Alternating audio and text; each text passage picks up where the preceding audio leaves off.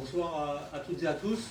Merci d'être venus nombreux. La salle est pleine pour, comme dans toutes les bonnes séries, la saison 2 de l'Insoumission dans la 3e circonscription.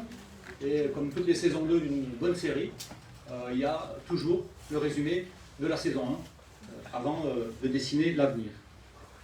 Pour rappeler, pour ceux qui n'étaient pas là à la saison 1, effectivement, que nous étions moqués au même moment, en 2017, nous, citoyens engagés, investissant le champ de la politique pour changer non seulement la façon dont on la faisait, mais surtout pour changer les choses qui s'y faisaient. On a été d'ailleurs des candidats issus d'un processus démocratique tout à fait inédit, les assemblées de circonscription, qui encore aujourd'hui vont désigner dans toutes les circonscriptions, hors celles où des députés insoumis sont déjà sortants ou sortantes, les 577 candidats et candidates qui porteront le programme de l'Union populaire pour 2022. Et ça, c'était aussi un signe fort de la façon dont on envisageait de faire de la politique. Alors, depuis cette époque, nous sommes quand même reconnus pour notre travail. Quand je dis notre travail, mais aussi le sérieux de nos propositions, les propositions concrètes que nous avons pu élaborer. Et quand je dis le nous, c'est bien sûr les 17 députés que vous connaissez à l'Assemblée nationale, qui représentent le groupe parlementaire de la France Insoumise et les idées, mais aussi leurs équipes, nombreuses, à l'Assemblée nationale. Et c'est grâce à ces personnes, ces équipes, que tout cela a été possible. Et parmi elles, je voudrais quand même rendre un hommage particulier à Tiffaine, qui fait partie de ces personnes qui nous ont accompagnés dans ce mandat et qui, moi m'a accompagné très directement en tant que suppléante, mais aussi, ce n'est pas tout, vous pourrez rappeler aussi, comme attachée parlementaire, une attachée parlementaire hors du commun. Le sujet, c'est que quand on est à son premier mandat et que l'on démarre dans la politique, on ne peut juger de ça qu'a posteriori. Mais c'est la réalité de ce qu'a été Tiffaine dans son travail d'attaché parlementaire. Alors, aujourd'hui, à l'issue de ces 5 années de travail, nous sommes là, prêts à gouverner, avec un candidat qui peut emporter l'élection présidentielle. Et je vous annonce par ailleurs qu'il a ce soir réuni les 500 parrainages.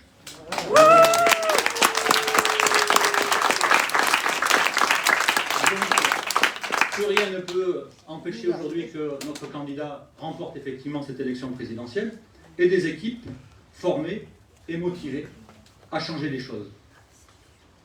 Y compris sur la scène internationale, car ce soir, je ne peux pas faire cette petite présentation sans évoquer aussi la question internationale aujourd'hui qui nous occupe, la question de l'Ukraine, et dénoncer à nouveau fermement, comme l'a fait notre candidat depuis hier et encore aujourd'hui, et encore même en ce moment, depuis la réunion où il se trouve, dénoncer l'invasion de l'Ukraine par la Russie, et surtout dessiner des solutions pour sortir de cette situation sans appeler à une escalade irresponsable, comme certains l'ont fait, en appelant à armer l'Ukraine.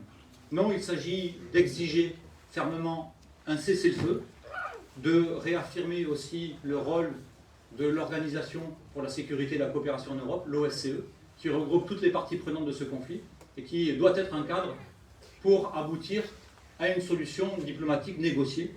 Et l'ONU, qui est aussi un cadre qui permet d'avoir ces discussions et de sortir de cette passe très inquiétante que nous vivons ce jour même. Alors si nous sommes là, dans cette situation que je viens de vous décrire, pas celle de l'Ukraine, mais celle d'un mouvement prêt à gouverner, c'est donc le résultat de 5 années de lutte où nous avons tracé des alternatives. Et je vais en citer quelques-unes, vues de ma fenêtre, de tout ce travail que nous avons pu accomplir depuis ce début de mandat à la permanence parlementaire, mais aussi à l'Assemblée nationale avec toute l'équipe. Tracer des alternatives, notamment avec une commission d'enquête sur la malbouffe, que vous avez pu regarder, suivre, vous savez mon engagement sur cette question-là, qui débouche aussi sur des propositions concrètes dans le programme présidentiel que nous présentons et pour lequel nous avons contribué, et j'ai contribué directement à cette partie. Et Et ça, c'est aussi, effectivement, ce qui nous prépare à gouverner demain. Ce sont des missions d'information parlementaire sur la ressource en eau, et on sait aujourd'hui que c'est un sujet majeur, avec des gares de l'eau qui se dessinent ici ou là, mais aussi une bataille plus locale sur la santé pour le maintien de l'hôpital Robert Picquet et la production d'un projet alternatif pour éviter la fermeture définitive de ce site hospitalier majeur qui accueille les civils.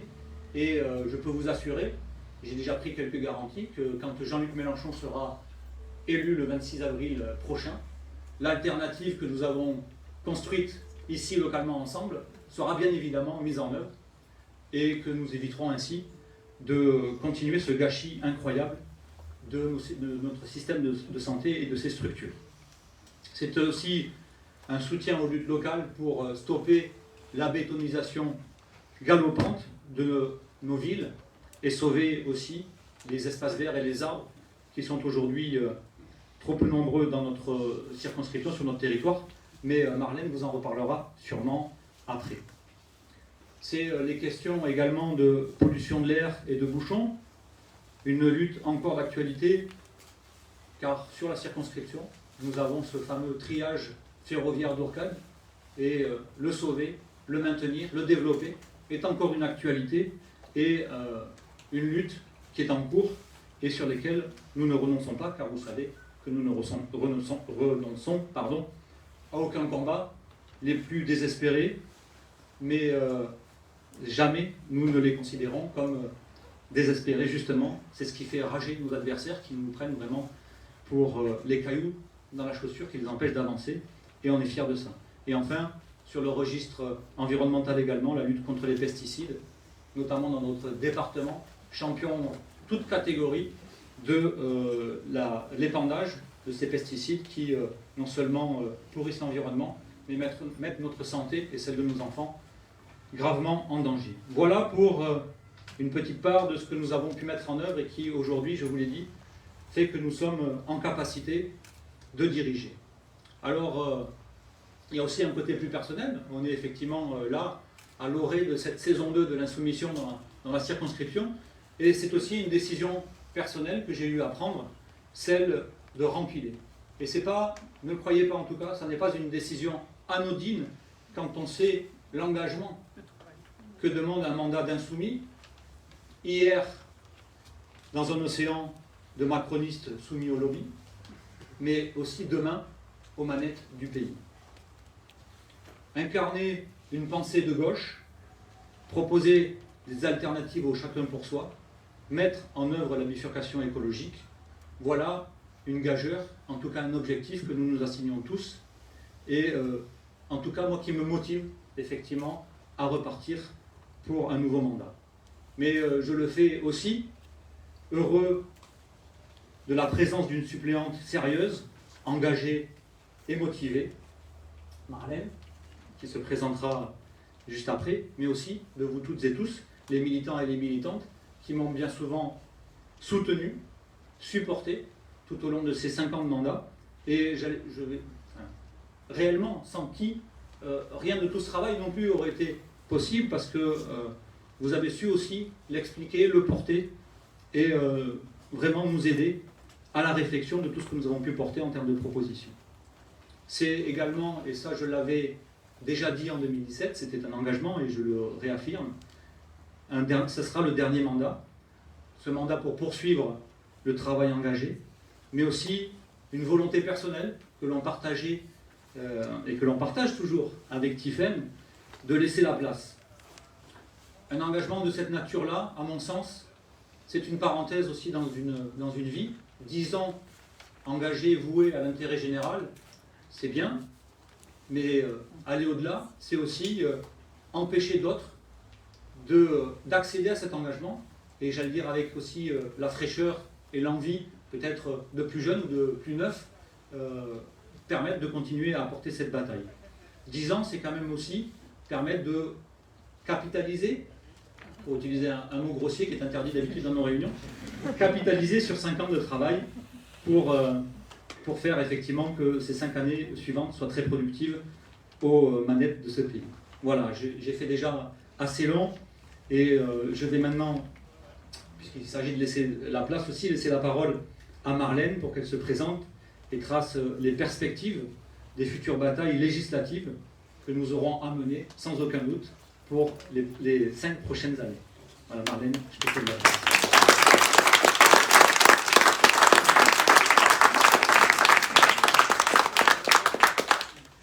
Alors moi, je vais commencer par une question. Pourquoi ma présence auprès de Loïc? En 2 mots, l'Union populaire. Comme chacun sait ou pas, je ne suis pas une insoumise. Et non. En revanche, je partage avec Loïc des idées, des valeurs et des objectifs. Des objectifs comme plus de justice sociale, pour aller vers une vraie transition écologique. Nous savons tous les deux que les tâches à accomplir sont grandes. Donc voici en quelques mots certains axes que nous défendrons. Je dis bien certains. Nous défendrons l'accès au logement pour tous. Comment se loger actuellement dans la métropole? Je regardais sur un site bien connu que tout le monde utilise les prix. Un studio coûte 525 €. Un 2 pièces en moyenne 700 €. Un 100 mètres carrés 1400 €. C'est pour cela que nous voulons l'encadrement des loyers et pas que sur Bordeaux. En revanche, nous ne voulons plus de bétonnage, comme disait tout à l'heure Loïc, comme Euratlantique. D'ailleurs, stoppons le bétonnage. Et imposons par la loi les 14 mètres carrés d'espace vert par habitant recommandé par l'OMS. Pour se loger, il faut un salaire décent. Nous voulons l'augmentation du SMIC à 1400 €. Sur le reste à vivre, nous voulons agir sur les charges des foyers, avec un chèque énergie de 700 €, pris sur les dividendes des pétroliers. On va parler un peu de santé, pour un sujet que défend Loïc. En finir avec l'austérité budgétaire, ça c'est essentiel. Le maintien et le développement de l'hôpital Robert Picqué sous la tutelle du ministère de la Santé. Sous tutelle du ministère de la Santé. Concernant la mobilité, nous voulons sortir les camions de la rocade, interdire les trajets Irun-Anvers par la route en développant le fret ferroviaire.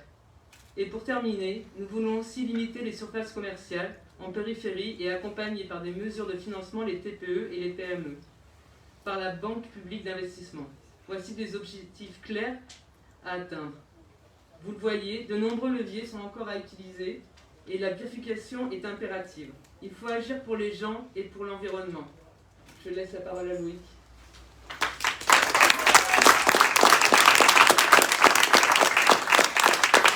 Merci Marlène. Vous voyez donc qu'il y a beaucoup de travail encore à faire pour mener à bien toutes ces missions, et c'est effectivement du registre législatif et nous l'accomplirons. Agir pour les gens et l'environnement, c'est notre signature de campagne, c'est vraiment ce que nous souhaitons porter dans cette campagne-là.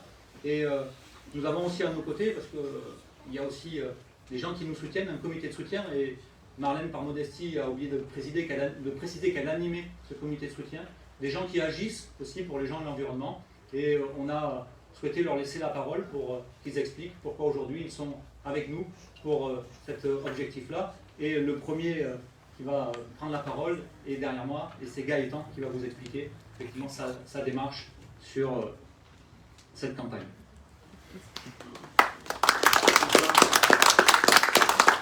Alors, improvisé. Je suis ravi d'être là parce qu'effectivement, ça fait plusieurs années que je suis engagé sur le terrain en tant qu'activiste dans le mouvement climat, dans une organisation que je nommerai pas pour en faire la publicité. C'est un mouvement très politique, mais qui souhaite rester partisan. Ça fait des années donc que je milite pour mettre à l'agenda médiatique et politique la question climatique, à l'heure où ce sujet ne représente que 2,5% des temps d'antenne des émissions politiques et d'information, et qu'on est noyé de discours xénophobes, racistes, etc. Donc ça fait des années qu'avec de nombreux camarades, et certains sont ici, certaines, on se bat pour faire porter cet enjeu en avant sur la scène médiatique et aussi politique. Mais à un moment donné, il ne faut pas simplement en parler, il faut aussi agir et s'en donner les moyens, et donc effectivement rejoindre les forces politiques organisées qui ont une possibilité de renverser la situation et d'enclencher une véritable bifurcation écologique avec un progrès C'est une continuation logique de me retrouver ici. Loïc, qui a été extrêmement présent aussi avec nous. On a mené une campagne de décrochage de portraits présidentiels. Donc on allait dans les mairies, on prenait les portraits et puis on laissait une image de ce portrait où on avait découpé Macron, laissé un vide en disant ben voilà, Macron décroche de ses engagements climatiques, il ne les respecte pas, alors décrochons Macron. Et le but, c'était évidemment d'enclencher une réaction du pouvoir qui n'a pas tardé. On a été poursuivis en justice. Il y a eu des dizaines et des dizaines de procès. Et pas plus tard qu'il y a 10 jours, on était en appel pour la deuxième fois à Toulouse pour être jugé pour vol en réunion. Il y a eu des perquisitions à domicile, etc. Et Loïc a été extrêmement présent avec nous dans cette campagne.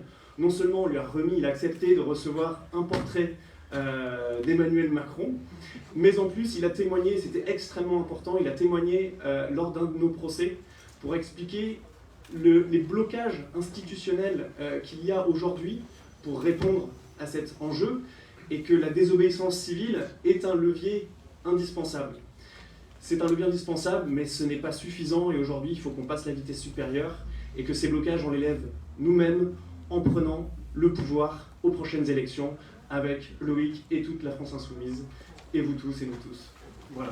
Merci.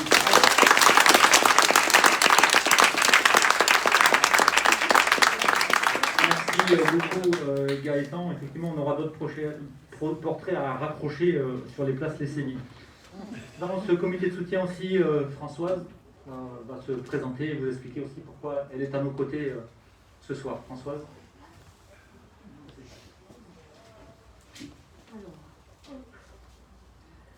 Moi, je ne vais pas improviser parce que...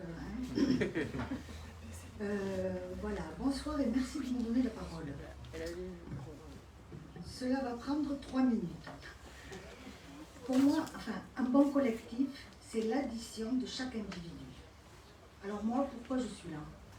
Mi-octobre dernier, j'ai contacté par mail Michel Lalande pour rejoindre les Insoumis Béclé. Chez Patrick, je venais d'entendre Jean-Luc Mélenchon lors du meeting à Reims, appelant au rassemblement dans l'Union populaire. C'est donc tout naturellement, en tant que communiste à l'époque, que je répondais présente. Je n'en pouvais plus de me sentir très isolée et politiquement inefficace. Mon engagement politique s'est manifesté dès l'adolescence, à Bègle, pour la justice et le progrès social. Mon père Rémi, artisan, avait monté sa petite entreprise, la gravure béglaise. Il décède à 56 ans, terrassé par un infarctus, épuisé qu'il était de l'acharnement des banques, plus soucieuse de leurs profits que des emplois qu'il avait créés. Les jeunes ouvriers ont d'ailleurs repris l'entreprise et située maintenant à Gradignan. Ma mère Jacqueline Guérin a subi à 12 ans, en 1942, la grande violence de l'arrestation de son père, André Guérin, 35 ans, au petit matin dans leur maison, rue Honoré de Balzac à Bègle. Résistant, membre du PCF à Bègle, il fut torturé et fusillé en tant qu'otage au camp de Souge à Mérignac, comme tant d'autres. Alors, juste ces 3 lignes de Paul Éluard. Tu lutteras pour changer la vie, tu lutteras sans aucun doute pour que la honte de ce temps s'achève.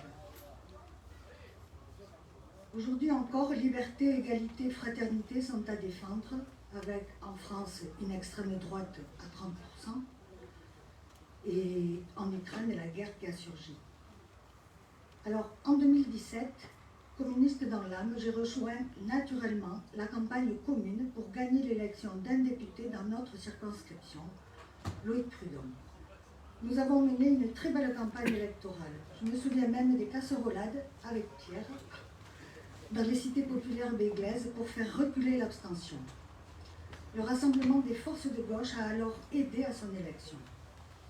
Depuis, le travail de Loïc à l'Assemblée nationale porte haut et fort, par exemple, un sujet qui me tient beaucoup à cœur, les luttes contre les pesticides pour l'interdiction du glyphosate. Jeune adulte, j'ai travaillé en imprimerie durant des années, dans les années 80, dans les pires conditions de travail et avec les pires solvants, neurotoxiques, génotoxiques, cancérigènes déjà à l'époque. Avant mes 30 ans, ma santé en a gravement pâti, avec en prime, fausse couche, grossesse extra-utérine. J'ai dû résister, maladie professionnelle, et lutter durement pour faire arrêter, interdire ces éthers de glycol dans mon travail. je salue la détermination, le travail en tant que député de Loïc Prud'homme avec le groupe de la France Insoumise en lutte contre ces poisons et contre les empoisonneurs de l'industrie chimique qui, eux aussi, ne pensent qu'à décupler leurs profits financiers. Pour terminer, bibliothécaire pendant 20 ans au CE des cheminots à la gare Saint-Jean, la retraite est enfin là. Prendre ma place avec vous pour gagner les avancées indispensables à notre société, tel est mon objectif. Voilà, merci.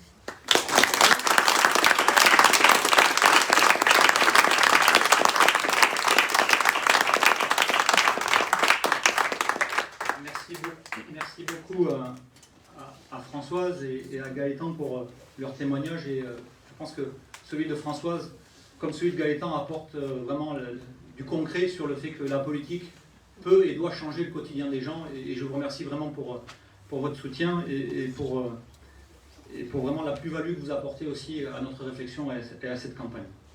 Alors on arrive au bout de cette soirée et vous avez bien souvent ceux qui viennent de temps en temps à des réunions publiques l'habitude que je cite un chef d'État à la fin. Ça a été ma devise, elle est encore sur mon site internet. Et surprise, je vais vous citer un chef d'État, sa citation pour finir, mais ce n'est pas celui que vous attendez, ce n'est pas Thomas Sankara ce soir, mais c'est Pepe Mujica. Alors pour ceux qui ne connaissent pas Pepe Mujica, c'était le président de l'Uruguay. Cet homme qui, même président, continuait d'habiter dans la même vieille bicoque, se déplaçait toujours avec sa vieille Volkswagen et n'avait pas changé sa façon de vivre parce que voilà, c'était aussi ce que je disais tout à l'heure, comment les citoyens investissent le champ politique. Alors, comme le disait Pepe Mujica, la politique, c'est la lutte pour le bonheur collectif.